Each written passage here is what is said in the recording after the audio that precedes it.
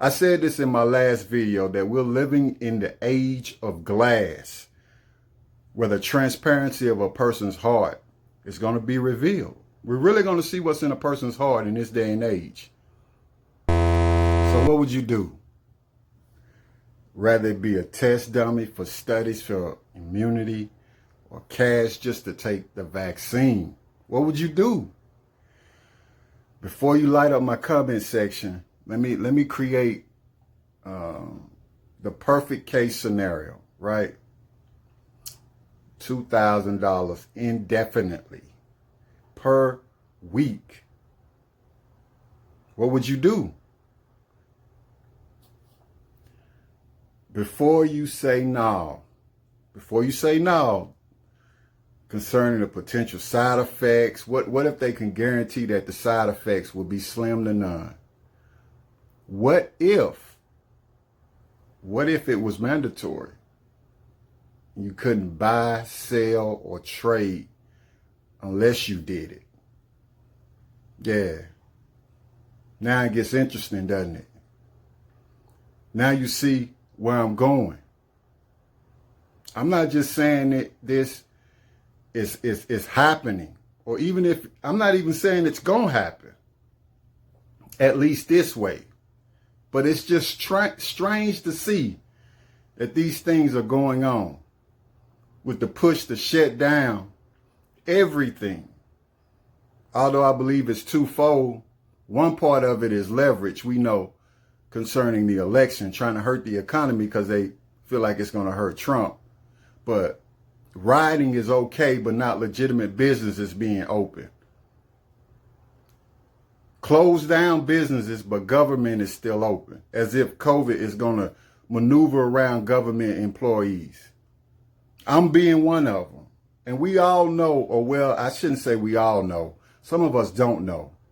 But how about Bill Gates, billionaire, called together a group of other billionaires back in 2019 about population control? Yeah, I'm going there. It wasn't even Gates who it was Gates who funded the remote control birth control and planting chips in women. The ability to turn off birth control like a TV or a remote control. Is that not sick? Are we trying to be God? And why are there so many who sing his accolades like this ain't evil? Like, or weird and scary to say the least. And guess who's making these big donations to these certain Democratic politicians? But I'm not trying to make this about a political affiliation. I'm really not. I said this in my last video that we're living in the age of glass, where the transparency of a person's heart is going to be revealed. We're really going to see what's in a person's heart in this day and age. My question is, what's off limits? What is it that can't be bought from you? Can a promise of a safe world filled with equality and free from racism and all manner of lack or insufficiency be paid for, be bought?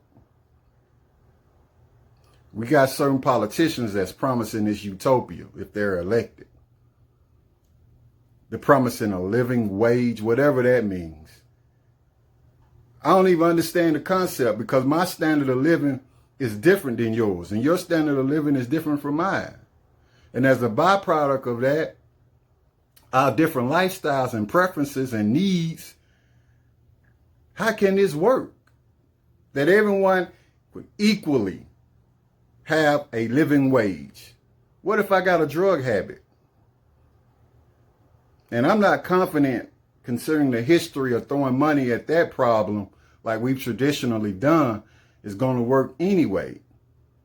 Especially with some of these disconnected blind politicians. We're seeing the moral collapse of humanity. And I remember when I directly and indirectly contributed to it, depending on what stage of life I was in. Whether it be trapping, smashing, and dashing, or just quote unquote minding my own business. What that means is keeping quiet about what I saw knowing it was wrong? What promise or end game are we looking for? Because we can see the writing on the wall. And are we sacrificing our moral fortitude in hopes of getting it, getting ahead? There's an old ancient proverb that says the love of money is the root of all evil. Folks like to misquote that. It's not having money that's evil. Yet people are being attacked and demonized, mischaracterized because they got it. Not that they love it, but they got it. When in reality, it's what you're willing to do to get it, or what you're willing to give up to get it, that will determine if you love it or not, and therefore facilitate evil. There's also one more that is definitely prevalent to today's time. Quote, that is, and that's woe unto him that call evil good and good evil. I remember back in the day hearing about these certain musicians selling their soul for success, money and accolades, their creative freedom. And I know a lot of you guys know it's still happening today. But what about regular people who hadn't been presented with this proposition? What if it comes? Money for vaccine and your freedom. A black card for your silence against evil. Acceptance and to be a part of something good, or at least something that look good, when you know it's entirely evil. We talk about systemic racism, that the core of institutions being built on the backs of evil men and women is systemically racist, right? Well, ask yourself this. If that is the case, then can we be honest with ourselves? Coming from that world, I experienced it. Some of those short-term gains and long-term losses. And maybe I'll touch on it a little more soon. But again, can we actually be honest with ourselves? Those of us that believe in good, decent, fundamental, foundational truth about humanity and hadn't jumped off the cliff. Ask yourself this one question. At the core of my foundation, my heart, am I fundamentally evil? Because I've done evil. We all guilty and fall short of the glory of God. We all guilty. The other question is, where am I compromising in the war between good and evil? Because there is a war. Am I calling good evil and calling evil good? Do I have an unhealthy desire for wealth that's causing me to compromise the integrity and value of the human soul? And last but not least, do I have hidden bitterness in my heart that's encouraging me to be passive or even actively participate in undermining my own growth and the growth potential of others? That's hating, y'all. To be bitter is hating. We don't like to hate. It's a taboo in the black community. But we hating. At the end of the day, are you adding value or taking away value? I give you a clue. If you're devaluing, you're refusing to participate in your own growth potential, and you're undermining the growth potential of others. Because you won't grow. You won't grow from bitterness. You won't grow from entitlement, selfishness, jealousy, anger, resentment, pride. You won't grow from those things. You won't even you refuse to even call them out. You undermine the growth potential of others. You playing the role of a virtuous hero, and in reality, you a villain.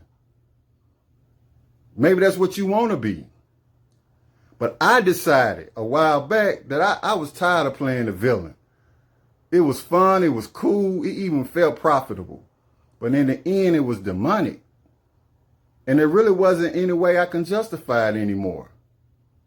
not in me or others. We have an obligation, and some of us are selective with that obligation. We have an obligation to be better, to give up the ghost of anger and resentment. We got to give it up. If we expect to reach our full potential and be the very best version of ourselves. This narrative of racism and privilege and victimhood, we're playing right into the hands of modern day slavery. If you feel like you inferior and there are others that are superior, or at least feel like they are, you will always have an axe to grind. And therefore, you will always be subject to unforgiveness. That was for you so-called Christians who have all of a sudden become these social justice warriors. Click the link below, y'all, in the description section, and tell me if this end game is okay for you. Why are those who contribute to this problem given a free pass? I remember when I was the one contributing to it. But listen, I don't have a lot of time to go into it, maybe on the next video. So you guys stay tuned. I gotta go. I appreciate you. Once again, share in the comment section your view, your perspective. Am I tripping? Is this racism narrative the setup for something more sinister? And don't forget to like and share. I really need you guys to like and share. Again, you guys take care.